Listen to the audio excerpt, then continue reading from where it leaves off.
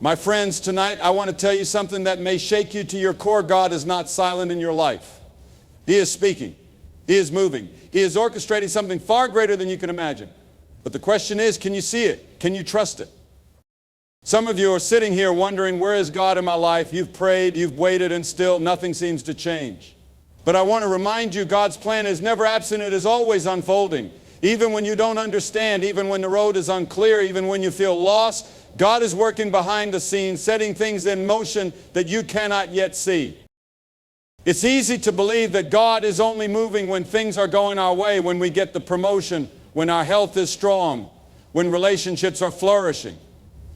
But God's plan is not dependent on our circumstances.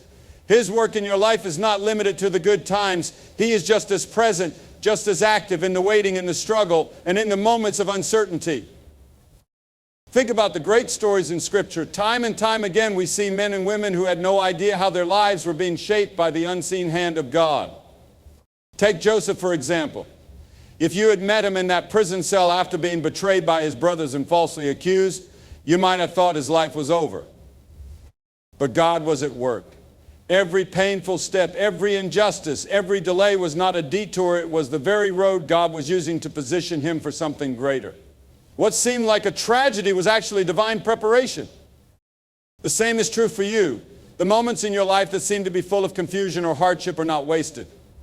The job you didn't get, the relationship that ended, the opportunity that fell through, these are not signs that God has abandoned you.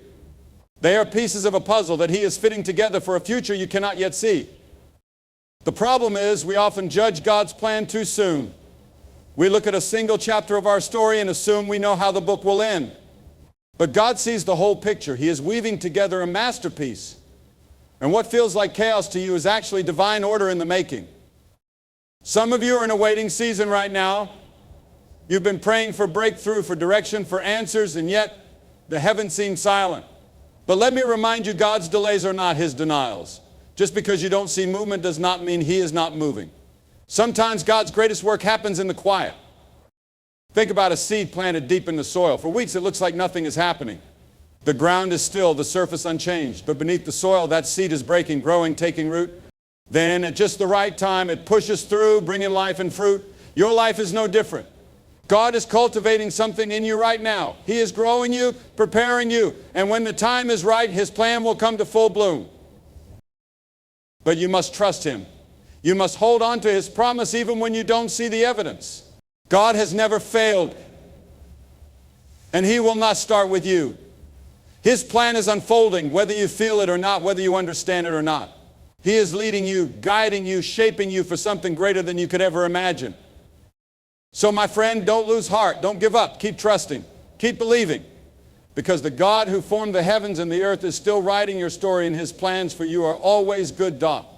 There was a young boy who once got lost in a storm. The winds were raging, and the rain pounded against him. He was scared. But instead of giving up, he kept walking, trusting that he would find shelter. What he didn't know was that the storm was leading him home. Life often feels like that, doesn't it? We face storms, some small, some overwhelming. The winds of uncertainty shake us. The downpour of trials blinds us, and we wonder if we'll ever make it through. But what if the very thing we fear is the thing God is using to guide us? What if the storm isn't meant to destroy us, but to direct us? Some of you are in the middle of a storm right now. Maybe it's a financial crisis that has drained your savings and left you wondering how you'll make ends meet. Maybe it's a broken relationship, a betrayal that cut deep and left you questioning if you'll ever trust again. Or maybe you've been battling anxiety, depression, or a deep loneliness that no one else sees. You've been crying out to God, asking Him to take this storm away. But what if, instead of removing it, He's using it? God never wastes a storm. He never allows pain without purpose. He is not the author of chaos, but He can take what the enemy meant for evil and turn it for good. The very thing you thought would break you is the thing He will use to build you. Look at the story of Job. Here was a man who had everything: wealth, health, a family who loved him, and in an instant, it was all taken away. He lost his children, his livelihood, even his health. His friends told him to curse God. His wife told him to give up. And yet Job held on to his faith. He didn't understand why he was suffering, but he trusted that God was still in control. And because he held on, because he endured, God restored everything he lost and more. Some of you are like Job right now. You're asking, why God? Why is this happening to me? But I want you to hear this today. Your suffering is not the end of your story. The loss, the pain, the struggle, it is only a chapter, not the conclusion. If you hold on, if you keep trusting, God will restore, rebuild, and redeem every moment of your suffering. Think about gold. Before it shines, before it becomes something of great value, it must go through the fire. The heat removes the impurities, the things that don't belong, so that only the purest gold remains. That's what trials do to us. They refine us, shape us, strengthen us. Without the fire, there is no purity. Without the struggle, there is no growth. Maybe God is allowing this trial in your life not to punish you, but to prepare you. Maybe He's using this storm to strip away the things that are holding you back, the fear, the doubt, the pride, so that you can step into the destiny He has for you. Romans 8:28 reminds us, and we know that in all things God works for the good of those who love Him, who have been called according to His purpose. Not some things, not just the easy things, all things. The heartbreak, the disappointment, the unanswered prayers, God is using it all for your good. So my friend, don't despise the storm. Don't curse the trial. Because what looks like a setback is actually a setup for something greater. Your pain is not pointless. Your struggle is not wasted. God is using it to refine you, to shape you, to prepare you for something beyond your imagination. Hold on. Keep walking. Trust that the storm is leading you home. Have you ever had a moment in your life that seemed too perfect to be coincidence? Maybe you met the right person at the right time. Maybe a door opened that you never expected. Maybe you received a call, a message, or an opportunity just when you needed it most. That's not luck. That's not chance. That's God. God is not a God of randomness. He is a God of divine order. He orchestrates our steps, places people in our path, and opens doors we never even knocked on. The problem is, too often we don't recognize His hand at work. We think it's just a lucky break, a random event, or the result of our own efforts. But my friend, when you walk with God, there is no such thing as coincidence, only divine appointments. Think about Moses, a Hebrew baby born in a time when Pharaoh had ordered all male infants to be killed. His mother placed him in a basket, sent him floating down the Nile, and trusted God. Now, if you had been standing there that day watching that tiny basket drift away, you might have thought that child is as good as gone. But God had already arranged his rescue.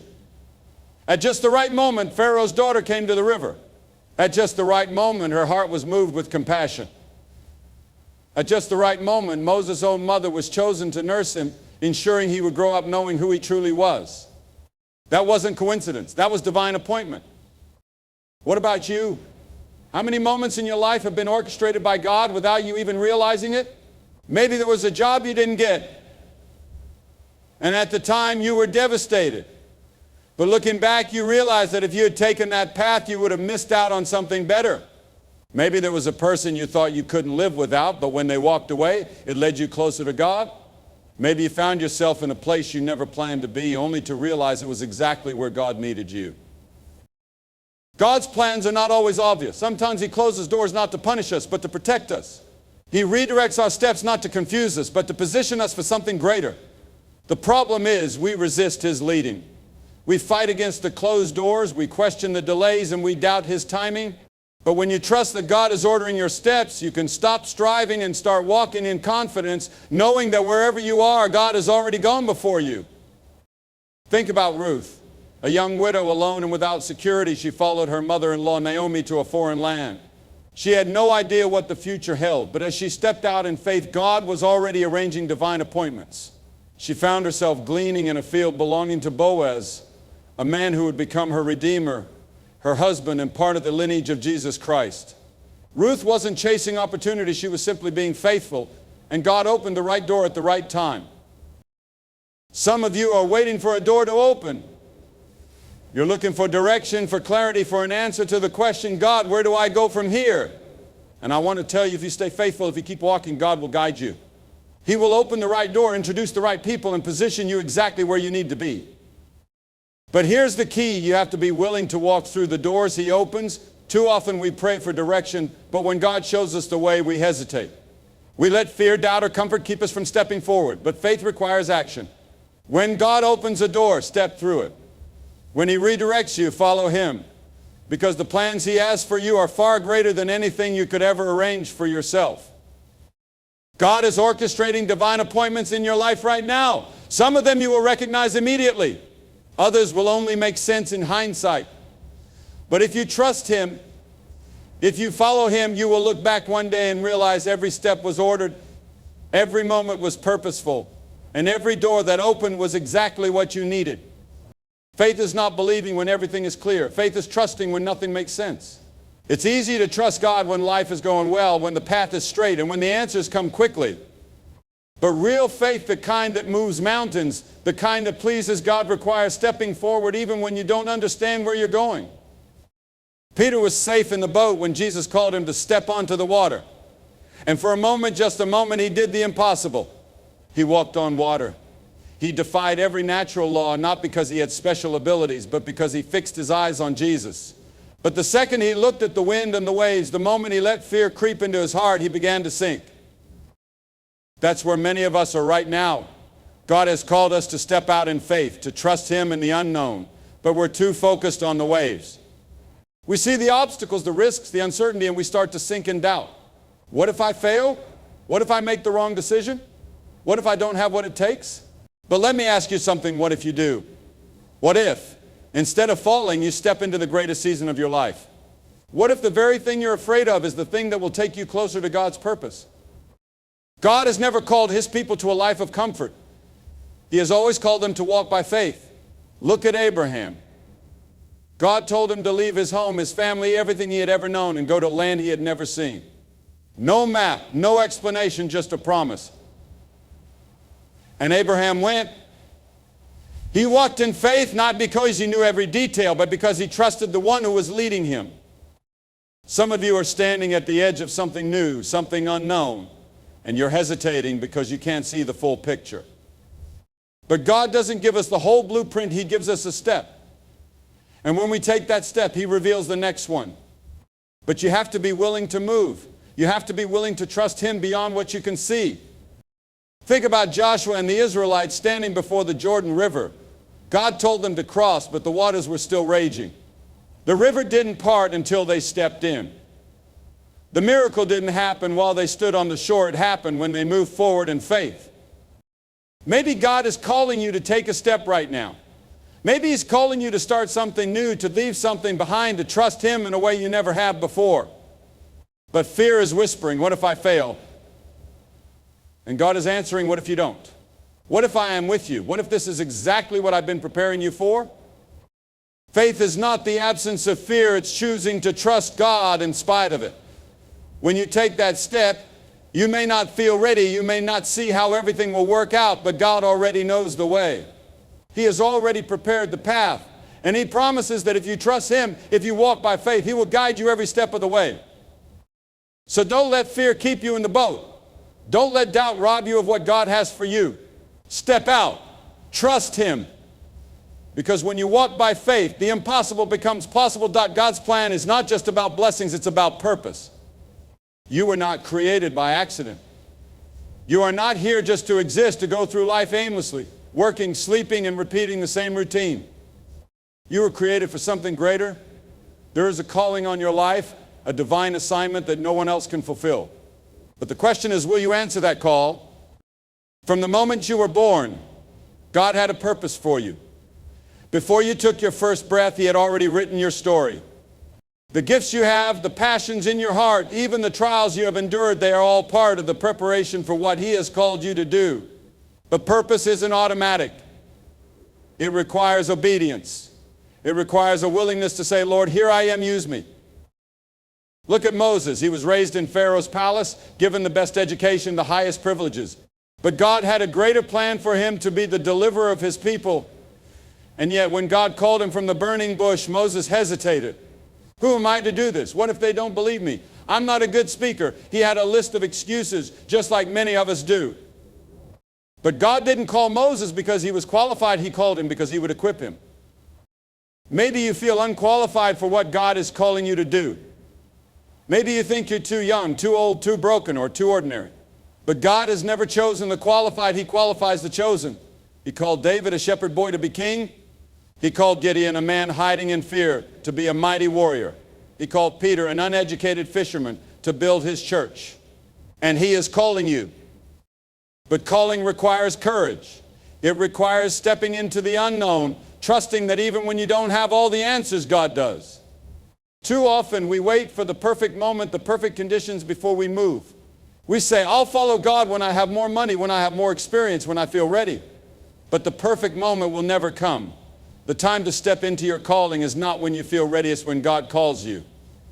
And He is calling you now. Some of you have been feeling that tug in your heart. You know God is calling you to something more. Maybe it's to start that ministry, to reach out to that person, to use your gifts in ways you never have before. But fear has held you back. You're waiting for certainty, for security, for a guarantee that everything will work out. But faith doesn't come with guarantees, it comes with trust.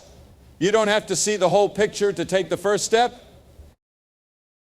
God has placed something inside you that the world needs. Maybe it's a voice to speak truth, hands to serve the broken, wisdom to guide the lost, or compassion to heal the hurting. Whatever it is, don't bury it. Don't waste the calling that God has placed on your life. There are people waiting on the other side of your obedience. Your purpose is not just about you, it's about the lives that will be changed because you said yes to God. So what are you waiting for? Will you step into the plan He has for you? Will you stop doubting, stop delaying, and start walking in faith?